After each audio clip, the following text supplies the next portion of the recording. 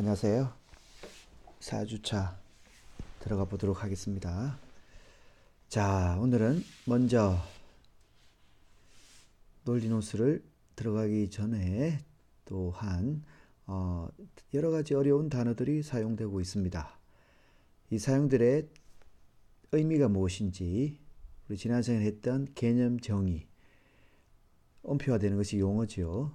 어떠한 용어들의 정의, 본질적 속성을 밝히는 보편타당한 개념 정의를 하는, 그래서 여러 가지 어려운 말들이, 단어들이 많은데요. 이러한 개념들에 대해서, 용어들에 대해서 먼저 이해를 넓히고 가시면 좋겠다 해서 교재는 없으나 몇 가지를 살펴보도록 하겠습니다. 첫째, 명제, proposition. 여러분들 많이 들어보셨을 겁니다. 이게 참인 명제인가 거짓 명제인가. 자, 그래서 우리가 흔히 명제라고 얘기할 때는 성제 동생 명제 아닙니다. 네, 명제라고 얘기할 때는 이 문장이라는 건 뭐죠? 주어와 서술어로 구성되어 있는 이 문장이 참인지 거짓인지 따질 수 있는 문장, 네, 이것을 뭐라고 한다? 명제라고 합니다. 가령 땡땡아 창문 열어라, 창문 좀 열어라. 이게 명제일까요? 아니죠. 왜? 창문 열어라, 참인지 거짓인지 알 수가 없죠. 명령어일 뿐입니다. 자, 그런데 철수가 길을 가다가 깨진 창문을 봤습니다. 경험으로 봤죠. 눈으로. 이 창문은 깨져 있다. 그 상황 맥락에서는 참이실까요? 거짓일까요? 참이겠죠. 이 창문은 깨져 있다. 그 상황에서는 참이겠죠. 참과 거짓을 따질 수 있는 문장이죠. 따라서 명제가 되는 겁니다. 또 하나, 1 더하기 1은 2다. 참인가요? 거짓인가요? 참이죠. 삼각형의 세변의 합은 180도이다. 참이죠. 5-1은 3이다. 거짓이죠. 이렇게 객관적으로 참과 거짓을 따질 수 있는 문장을 명제라고 합니다. 자, 두 번째, 정명에 대해서 봅시다. 정명. 우리가 흔히 시험 문제라든지 기타 등등 정명해 보시오. 머리 아프죠? 그런 말이 나옵니다. 자, 정명이란 뭔가? 어떤 명제가 참임을 밝히는 과정이다 그랬습니다. 명제는 앞에서 말했습니다. 참인지 거짓인지 알 수 있는 문장이라고. 자, 그렇다면 이 문장이 참임을, 거짓이 아니고 참된 진리임을, 참된 사실임을 밝혀나가는 그 과정, 프로세스, 과정이 뭐다? 정명하는 겁니다. 그래서 시험 문제에 정명하세요라는 것은 어떠한 명제가 참인 문장이 사실임을, 진실임을, 오류가 아님을, 참임을 어떤 절차를 밟아서 서술해 나가는 과정이죠. 자, 다음 논정에 대해서 봅시다. 영어로는 reasoning. 논할론자에 우리가 정명하다, 증거할 정의입니다. 즉 논리적으로 뭔가 증거를 대어서 논한다라는 뜻입니다. 좀 어렵게 얘기하면 어떤 판단의 진리성의 이유를, 그것이 진리다, 맞다라는 이유를 분명히 하는 작업이다. 그리고 다른 말로 논증하라는 말은 입증하라는 말입니다. 리저닝, 합리화하라는 말이에요. 리전, 이유죠. What is your reason? 이유가 뭐냐?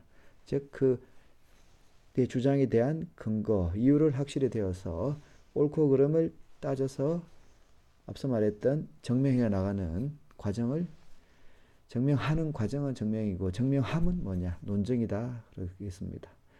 논증이 되었다 말은, 입증이 되었다 말은 이 어떤 문장이나 사실이 옳다 그르다라고 따져서 판명이 되었다라는 얘기입니다. 그래서 논증 체계는 보통 보면 이렇게 자신의 합당한 근거를 대고 주장을 펴게 되어 있습니다. 자, 전제 볼까요? 우리가 흔히 이런 말 들어보셨는지 모르겠네요. 자신의 주장을 하기 전에 이게 맞는지 틀린지, 나는 이런 사유를 전제로 이런 말을 한다, 뭐 이런 생각도 말들을 한 번씩 하는데, 전제라는 거 뭐냐? 어떤 명제를 근거로 하여 다른 명제를 도출해내는 경우 근거가 되는 명제다라는 말이 있습니다. 말이 어렵죠? 가령 철수는 죽는다. 철수는 죽어 주장을 했습니다. 철수가 왜 죽죠? 철수는 사람입니다. 철수는 왜 죽죠? 어떤 근거가 되는 앞선 명제가 있어야 되겠죠. 모든 사람은 죽는다. 철수도 사람이다. 따라서 철수도 죽는다라고 주장을 할 수 있는 겁니다. 그래서 우리가 흔히 어떤 강하게 주장을 펴려면 그 주장을 뒷받침할 수 있는 앞선 명제, 앞선 문장이 제시가 되어야지만 가능하다. 그래서 내 주장에 대한 철수는 죽는다라는 이런 명제를 참인지 거짓인지를 알 수 있으려면 모든 사람은 죽는다. 그리고 철수도 사람이다라는 흔히들 왜 대전제, 소전제라 그러죠.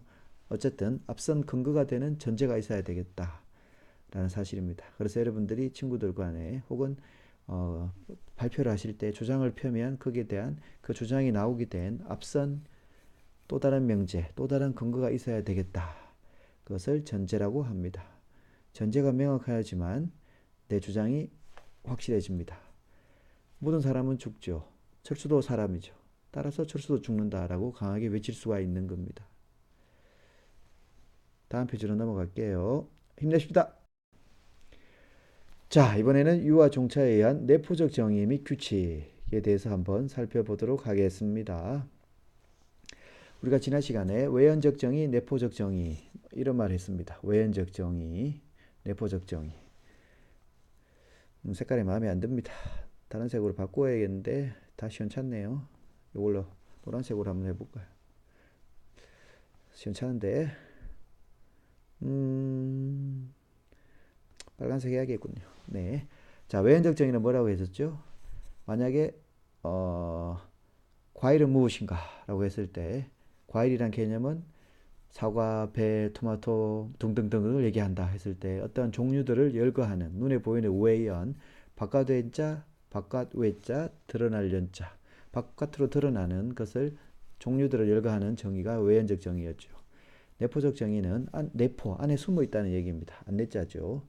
안에 숨어 있다라는 얘기인데 그래서 내포적 정의에서는 안에 숨어 있는 것을 끄집어내야 됩니다. 그러려면 그 어떤 개념의 본질적 속성, 특성을 보편타당하게 정리하면 그것이 곧 내포적 정의가 되겠습니다. 그래서 대부분 내포적 정의는 유와 종차에 의해서 정의한다고 그랬습니다. 유는 비슷할 유, 같은 유, 종차라는 것은 차이가 난다는 뜻인데요. 가령 인간은 이성적 동물이다 그랬습니다.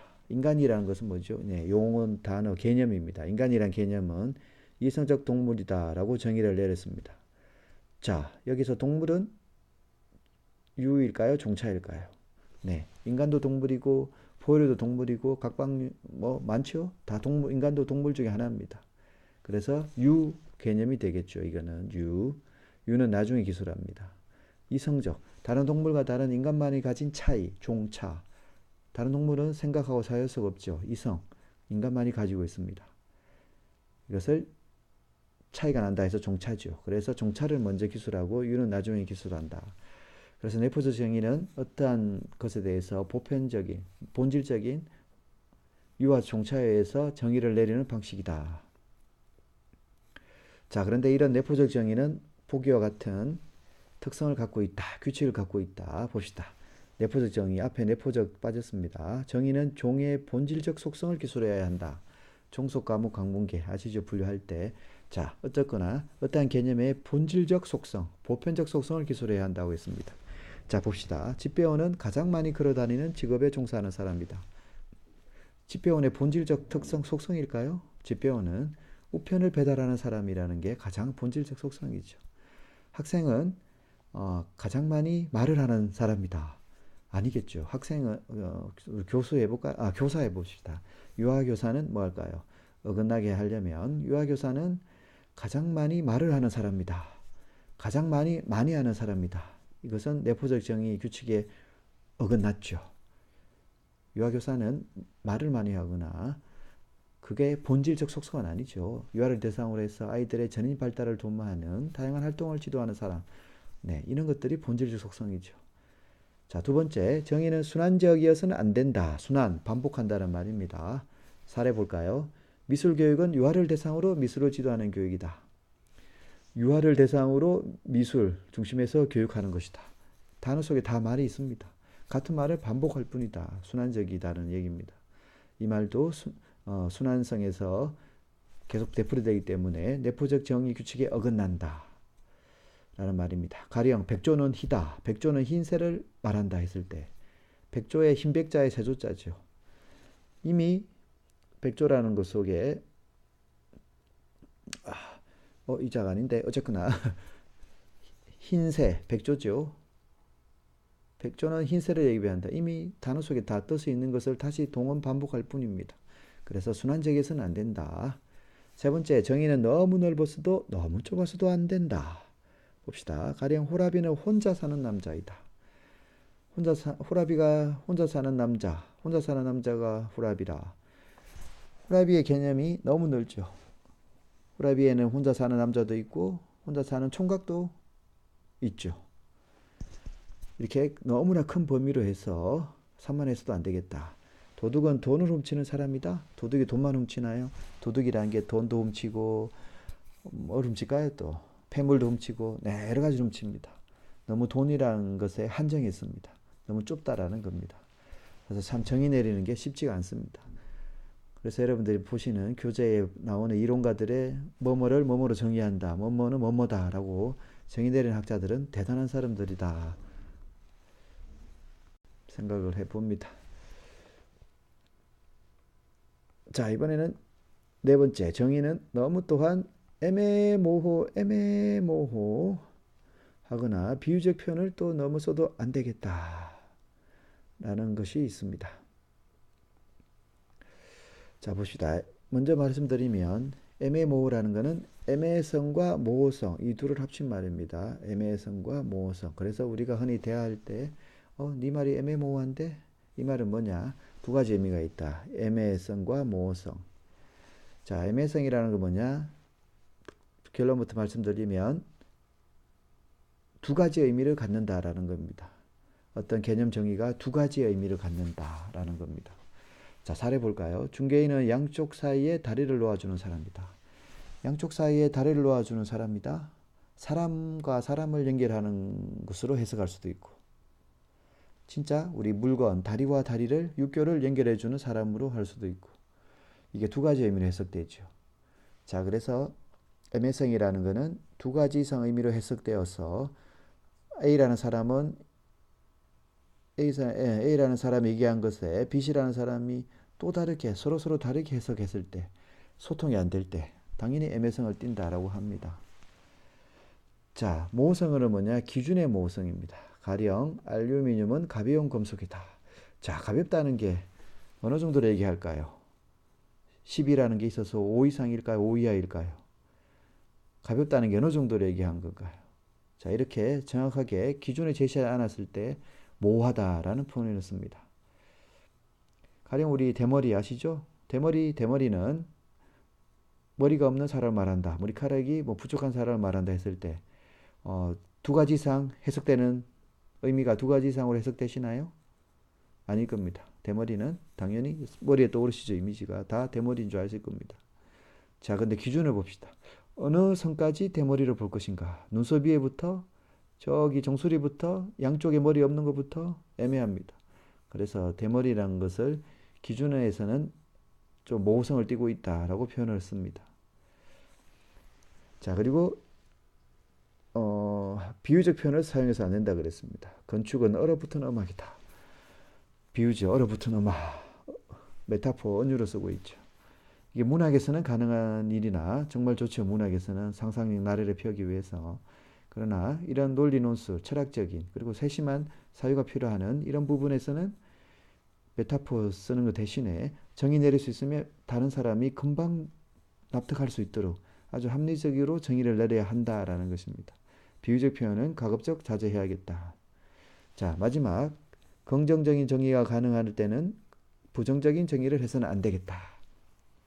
가령 만족이란 불만이 없는 상태이다. 만족이란 것은 긍정적으로 얼마든지 가능하죠. 만족이란 마음이 편안한 상태이다. 마음이 흡족한 상태이다. 충분히 가능합니다. 굳이 부정적인 정의를 해서는 안 되겠다. 라는 말입니다. 자, 지금까지 유아 종차에 의한 내포적 정의가 무슨 말이고 어떤 기준, 규칙을 떼어야 하는지 애매성과 모호성과 비유성 뭐 언어적인 표현, 순환성을 띠지 않아야 되고 본질적 속성을 기술해야 한다. 이런 부분에 대해 말씀드렸습니다.